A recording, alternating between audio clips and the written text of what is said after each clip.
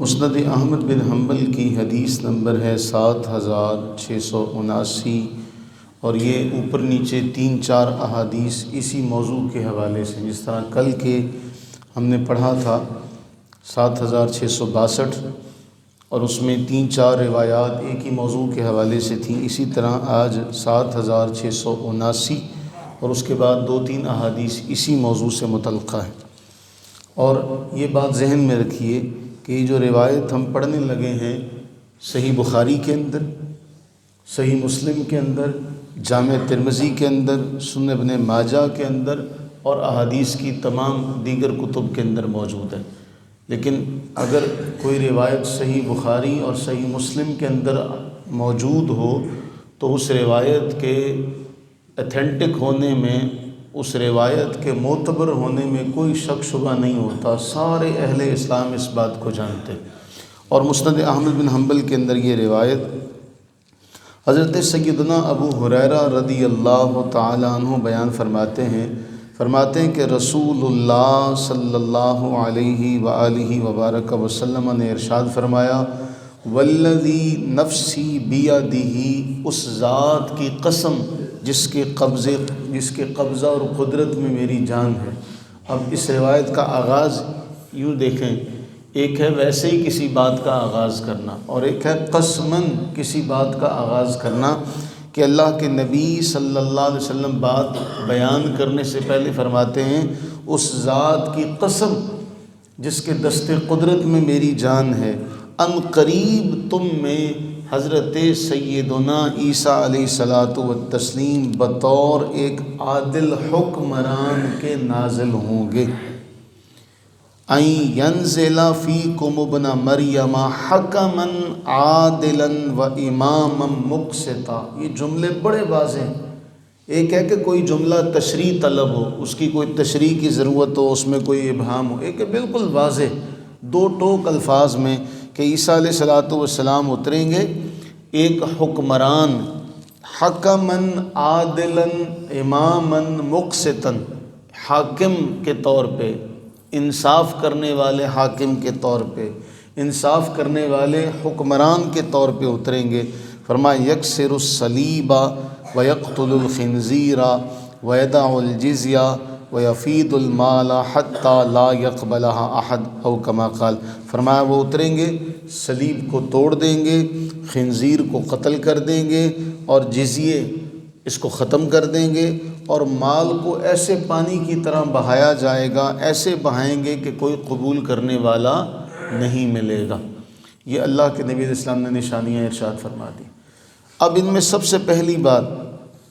کہ اس کا معنی یہ ہوا کہ جو قرآن کریم کا جملہ ہے کہ اللہ تعالیٰ نے فرمایا کہ اے عیسیٰ انی متوفیک ورافعک الیہ، کہ اب میں آپ کو اٹھا رہا ہوں، میں آپ کی زندگی کو پورا کروں گا۔ اور اس کے بعد یہ صحیح روایت جس میں اللہ کے نبی علیہ السلام نے فرمایا کہ بطور امام، بطور حاکم، بطور بادشاہ اس دنیا میں نازل ہوں گے، اور اس کے بعد جو ان کے معاملات ہیں وہ کیا ہیں کہ وہ کوئی نصرانی اس دنیا میں باقی نہیں رہے گا سوائے مسلمانوں کے، یعنی صرف اور صرف اسلام، اور اس کے بعد جزیہ موقوف کرنے کا معنی یہ ہے کہ آپ جانتے ہیں کہ جنگ جب ہوتی ہے تو اس میں 2 صورتیں رکھی جاتی ہیں کہ یا تو اسلام قبول کر لو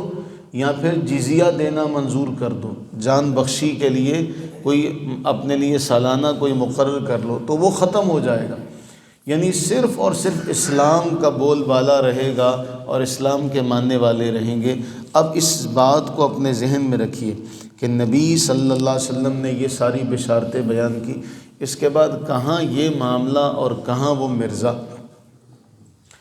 لیکن ہمارے معاشرے کا المیہ یہ ہے کہ یہاں کوئی بھی بندہ جب اٹھتا ہے نا تو اس کے ساتھ 2-4 لوگ شامل ہو ہی جاتے ہیں، اس کے ساتھ 2-4 لوگ مل جاتے ہیں، اور پھر اس کا نظریہ جو ہے وہ پنپنا شروع ہوتا ہے، اور پھر کیا ہوتا ہے آنے والے ادوار میں، جب اس نے یہ دعویٰ کیا تھا اگر یہ جھوٹا ہوتا تو لوگ اس کو روکتے نا، یہ بات کہی جاتی ہے۔ حالانکہ ایک لمبی پلاننگ ہوتی ہے جس کو آج ہم مسلمانوں کو سمجھنے کی ضرورت ہے کہ اللہ کے نبی علیہ الصلوۃ والتسلیم نے ساری نشانیاں بیان کی، اس کے بعد تو کہیں آپ نے ہمیں چھوڑا ہی نہیں ہے کہ ہمیں کوئی رہنمائی کی ضرورت ہو۔ کہاں اللہ کے نبی علیہ الصلوۃ والتسلیم کا یہ فرمان، اور وہ کہاں وہ مرزا وہ قادیان میں پیدا ہوا اور اس کی ماں کا نام وہ چراغ بی بی، وہ کہاں اور یہ کہاں؟ وہ فارسی زبان میں کہا جاتا ہے چے نسبت خاک را با عالم پاک، کہ مٹی کو کیا نسبت ہے عالم پاک سے، اس کی تو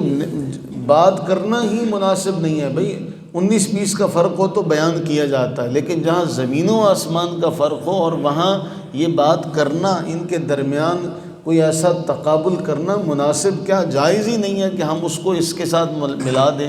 اس طرح تو کل کو کوئی بھی بندہ اٹھے گا اور کہے گا جی میں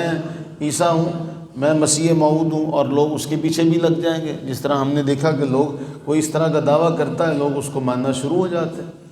تو اللہ کے نبی علیہ الصلوۃ والتسلیم نے 2 ٹوک الفاظ میں یہ نشانیاں بیان کی کہ وہ بطور حاکم اتریں گے۔ تو اس نے کہاں کی حکومت کی تھی؟ یہ کہاں کا بادشاہ بنا تھا؟ اس نے کون سے جزیے کو ختم کیا؟ اس نے کون سی صلیب کو توڑا؟ یہ تو انگریزوں کا وفادار رہا ساری زندگی، آج بھی انگریزوں کے ملک میں بھاگے ہوئے ہیں یہ لوگ۔ اور ہمارے لوگ جو ہیں ان کے دل میں نا بڑی ہمدردی پیدا ہوتی ہے، دیکھو جی ان کے ساتھ ہم ناانصافی کر رہے ہیں۔ وہ جو اپنا باپ ہی بدل لے، جو اپنا باپ ہی بدل لے اور آپ کے باپ کو اپنا باپ قرار دے اور آپ کی جائیداد کے اوپر قابض ہو جائے اور کہے کہ تم سے زیادہ میں حصے دار ہوں، تم اس کے بیٹے نہیں ہو، میں اس کا بیٹا ہوں، تو آپ ایسے شخص کو برداشت کریں گے؟ اور پھر آپ کو دنیا والے کہیں نہیں نہیں اخلاقیات کا دامن نہ چھوڑو بھئی، اخلاقیات سے بات کرو، آپ اس کو کیا کہیں گے؟ کون سی اخلاقیات؟ یہ گھس بیٹھیا اور اس کے ساتھ میں اخلاقیات کا رویہ اپناؤں؟ تو میرے عزیزو جملہ یہ ہے کہ ہم اپنی نئی نسل کو یہ خزانہ دے نہ سکے، اپنی نئی نسل کو یہ خزانہ دیا ہوتا، اپنی نئی نسل کو یہ تعلیم دی ہوتی کہ بچوں عیسیٰ علیہ السلام کے بارے اللہ کے نبی علیہ السلام نے واضح طور پر یہ نشانیاں بیان کی کہ وہ کہاں اتریں گے، کیا معاملہ ہوگا، اس کی کیا نشانیاں ہوں گی۔ ایک ایسی بات اللہ کے نبی نے رہنے نہیں دی جس کی ہمیں ضرورت ہو۔ وہ یتیم العلم نہیں چھوڑا ہمیں کسی بھی حوالے سے اللہ کے نبی نے، لیکن معاملہ وہی ہے جس کو اللہ نے توفیق دینی ہو اسلام کی، جس کو اللہ نے ہدایت پر قائم رکھنا ہو اس کو اللہ ہدایت پر قائم رکھے گا، لیکن جس کے مقدر میں ہدایت نہ ہو پھر اس کو کسی کام نہیں آئے گا۔ اللہ سے یہ دعا کریں کہ اللہ تعالی ہمیں ایمان پر ثابت قدمی عطا فرمائے، اللہ تعالی ہمیں ہر قسم کے فتن سے محفوظ و مامون فرمائے، آمین ثم آمین۔